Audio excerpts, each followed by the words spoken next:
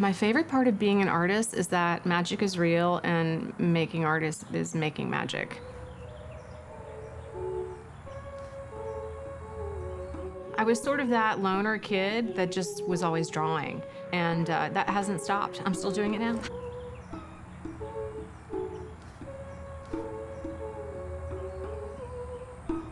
I had this revelation at one point because of sea monkeys when in fourth grade.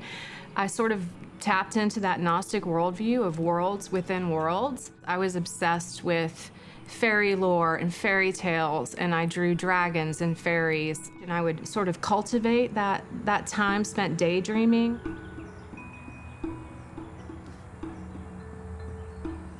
My artistic practice is very multidisciplinary.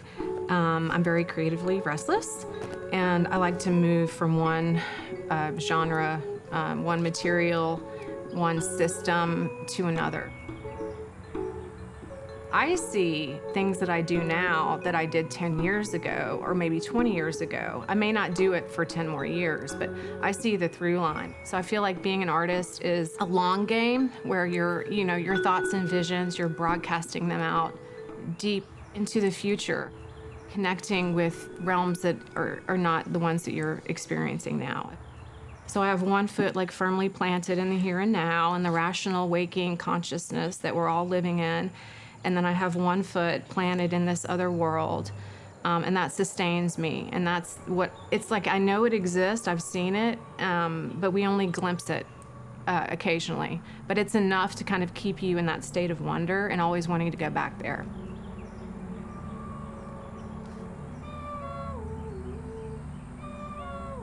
I mean, why be limited?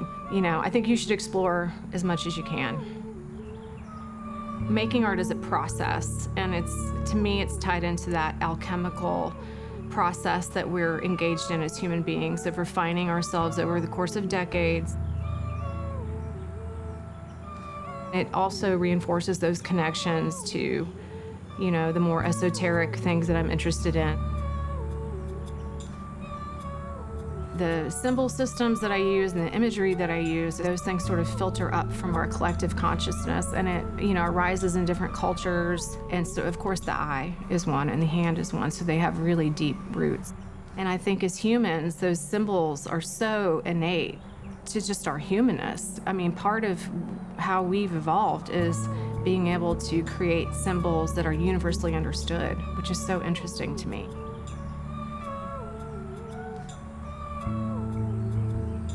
It is my meditation, it is my prayer, it is my spiritual practice, and it's helped me understand who I am and how I operate in the world. The work became the spiritual practice because it in itself was very tedious and laborious and caused me to slow down. So I would find myself with tweezers in hand and a sequin, and then, I'd pause and take a breath, and then think of, have a moment of prayer. For myself, for the world, for all the sentient beings of the world. And so that sort of manifested into the work in a more profound way.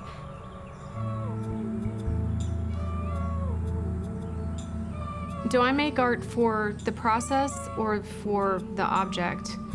I'd say it's both, but it's not an even split. So I feel like when I'm making art, I'm actually channeling energy. That's part of the process of self-discovery and wonder that you are engaging with.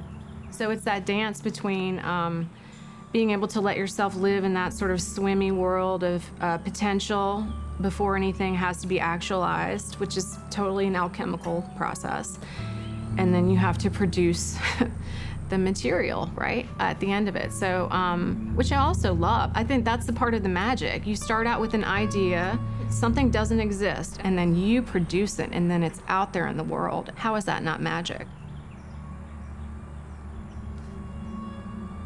Human beings are innately creative and curious beings, and we all have been sort of taught that we're not allowed to do that once we become an adult or once we're told by somebody with a limiting voice. And it's such a disappointment, because having that connection with our creativity, no matter what you do and who you are, is going to serve you throughout your whole life. So everybody needs to get into their artistic practice.